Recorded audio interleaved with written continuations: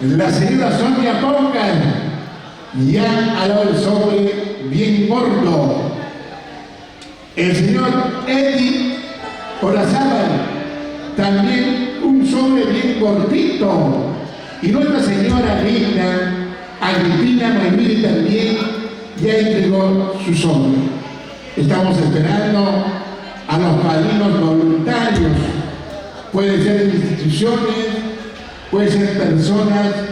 Hay que dar el cariño, el valor a estos extraordinarios muchachos que están de moda.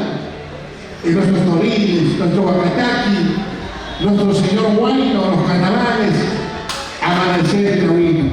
Por eso estamos invocando a todos los padrinos que se pueden matricular y alentar moralmente para que ellos sigan cantando, sigan actuando, sigan grabando también nuestras canciones.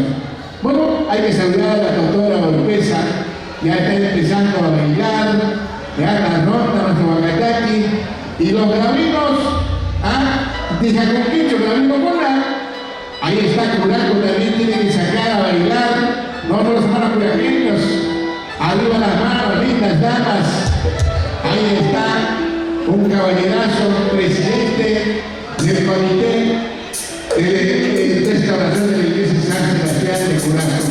Señor de la Vega, así con letras grandes, porque es importante apoyar el desarrollo de nuestro pueblo, en este caso, nuestra iglesia de Dios.